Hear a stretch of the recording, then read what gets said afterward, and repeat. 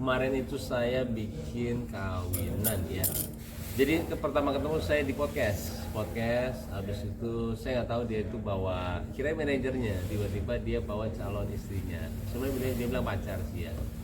Pas podcast, tiba-tiba saya nanya, "Emang udah mau nikah belum?" "Udah," kata dia. "Oh kapan?" Saya bilang, "Tapi KUA aja." KUA aja bulan apa gitu, dia bilang bulan Mei.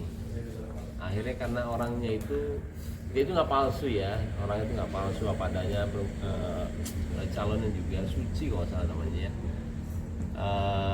nggak palsu. Pas saya nawarin ya semua apa yang saya lakuin bisa berbagi apapun itu ya, sesuai dengan apa yang hati saya mau ngomong. Jadi pas podcast saya nawarin, mau nggak saya bikinin pesta pernikahan, hadiah dari saya. Akhirnya dia mau. Terus dia sendiri gimana mas? Kaget nggak, percaya atau seperti apa? Maksudnya Sorry apa ya? dia kaget nggak atau seperti apa sih reaksinya ketika akhirnya dijawab sama Mas Bayu? Sebenarnya dari podcastnya, cuman waktu itu dia reaksi gimana ya? Reaksi dia pasti dia lihat-lihatan dulu sama Sucinya, karena Sucinya orang malu banget. Lihat-lihatan dan mau dia bilang mau dia bilang, reaksinya tuh lebih ke nggak percaya sebenarnya. Ini benar atau nggak sih? Banyak juga misalkan kayak begini kan, kadang-kadang setelah cut tiba-tiba udah selesai. Saya pun pernah ngerasain loh, tiba-tiba dijanjin apa, orang yang gimana, pas lagi maaf ya pas lagi ini tiba-tiba jalan, cuman itu doang bohongan ternyata. Sering banget. Cuman kalau kita insya Allah apa yang kita ngomong kita tanggung jawab ya, itu dia. Dan akhirnya kejadian, saya ke Pekanbaru, tapi dia permintaan dia waktu itu. Mas Baim datang juga, tapi ya bukan baru saya datang. Akhirnya saya datang ke Kiano. Spill dong konsepnya sendiri seperti apa sih? Saya nggak ngurusin. Dia ngurusin tim saya. Ketika datang ke sana seperti apa gitu suasana? Suasana itu di restoran. Tadi yang nggak rayain, akhirnya yang diundang 300 orang, banyak banget. Saya maaf, saya juga nggak di sana tuh dari awal. Dia dari jam 12 sampai jam 3 ya. Saya datang jam 2.10 apa, karena saya harus kerja dulu. Dan di situ ya biasa rame, tapi saya pengen melihat suasananya, konsepnya apa, nggak kelihatan karena kan udah keramaian ya. Dia ada yang minta foto, selamatin dia juga, tapi dia nggak pernah berhenti untuk duduk waktu itu. Nah pas ngobrol sama saya di ruang VIP, dia bilang sama Suci yang bilang, aduh akhirnya duduk juga saya ngerasain. Nah Pak Mulai dia bilang, Mas Mulai dia bilang ini apa, sekali seumur hidup nggak apa-apa. Gitu aja. Tapi ada adat mungkin kelihatan menggunakan adat gitu. Kan baru ini nih, dia orang Pekanbaru dulu ya. Yang satu agak jauh, Mas Muladi ada. Saya senang sebenarnya gini, ketemu sama keluarganya. Saya penasaran, karena Mas Muladi itu orangnya apa adanya. Yang satu perempuannya, Sucinya, itu orangnya saya jujur, dia itu cantik, dan saya selalu nanyakan kenapa milih dia, kenapa mau sama dia. Dari kejujuran ya ini, dari dua orang hebat ini saya melihat, saya mau lihat orang tuanya seperti apa. Saya orangnya gitu, saya dari ada orang hebat itu pasti saya mau lihat orang tuanya. Ketika orang tuanya mencerminkan, memang orang tuanya yang hebat. Dan saya kemarin lihat ya, semua orang tuanya agamanya bagus-bagus ya. Kenapa alasannya mungkin ketertarikan seorang Baim Wong? Lebih ke apa sih melihat sosok Mulyadi selain tadi orangnya jujur gitu? Lebih ke karakternya aja sih kalau saya, karakternya itu susah lah saya bilang ya, semua itu kayaknya spontan apa adanya, bicara pun juga mau nggak ini, tidak ada yang direncanakan, semuanya sama seperti apapun itu. Kalau saya misalkan di luar apa mau ngasih apapun saya nggak tahu sebenarnya, tiba-tiba yang keluar ini nggak pernah saya merencanakan semuanya. Tapi kenapanya pasti ada yang menarik, dan ada yang saya bilang dari mereka itu yang mendorong saya untuk bisa susah ngomongnya, semuanya itu bicara, bukan, kadang-kadang saya bingung sih. Karena dari yang kemarin lah, contoh paling simple ya, saya ada berbagi di luar lah kemarin tuh subuh itu tuh, jam 2:30. Nah, saya cari subuh karena saya mau cari sepi sebenarnya. Wah, nggak ada mobil tapi ada orang kerja, nanti habis itu kita bantu karena dia kan orang pekerja keras berarti ya. Saya keluar tiba-tiba salahnya di Jakarta jam berapa aja rame. Nggak ada sepi-sepinya, saya bilang Jakarta udah jam 3 lagi. Akhirnya saya ke mana, masuk ke belokan, habis itu saya ada ke gang sempit banget, saya masuk ke situ.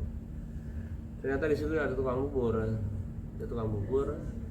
dia lagi ini, ternyata bubur itu lama ya, buatnya 3 jam tuh begini, dan nggak boleh berhenti karena takutnya bergerak, dan akhirnya dia itu gosong. Saya ada satu orang dalam, saya nunggu orang, kan saya mau mencari istilah pejuang subuh ya, saya nunggu dia, mas, orangnya balik, dan akhirnya orangnya bilang dia harus salawat, Allahumma sholli. Dia selalu berdoa mau ketemu sama saya. Dia waktu itu dengar saya ada di mana, dia cuma mau ketemu sama saya. Jadi dia langsung merinding, dia langsung balik badan merinding. Dan akhirnya dia cerita sama saya, Allah itu ada ya, kata dia. Ini yang saya minta terus setiap hari salawat.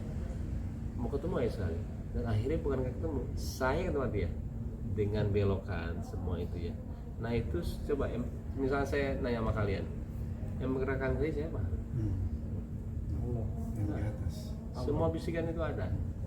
Itu yang saya nggak bisa bilang sama kalian, kadang-kadang mau dijelasin ya. Kenapa Pak Mulyadi, Mas Mulyadi? Kenapa? Saya nggak bisa jelasin sebenarnya. Semua itu ada yang ini, akhirnya saya ngomong, mau nggak saya? Sama seperti jalan itu. Nggak bisa saya bilang kenapa saya lewat jalan itu. Kenapa tiba-tiba saya masuk? Gak ada yang kebetulan, wah. Asal kita tahu agamanya. Nah, respon bapak-bapak itu bagaimana? Melihat Mas Bayu, ketemu dengan Mas Bayu. Yang pejuang subuh itu. Dia gemeter. Dia nggak berani lihat saya. Karena dia bilang, dia bukan karena nggak berani lihat saya, dia nggak percaya. Allah itu bukan sebesar itu lah kuasanya ya. Bukannya mempertemukan. Saya datang ke tempat dia nggak percaya. Dia selalu bilang, dia selalu salawat habis itu, dia gemeter terus. Dan ada di vlog saya belum tayangin. Dia gemeter, tangannya gemeter banget karena dia ya orang agama, dan dia baru bilang Allah itu nyata. Karena dia cuma doa itu. Dan suatu hal yang nggak mungkin saya bisa ke tempat dia. Saya beda detik, beda menit aja saya nggak ke tempat dia. Mungkin saya bisa di mana. Karena saya waktu itu telat. Ada apa? Saya kan dijemput telat 15 menit lah.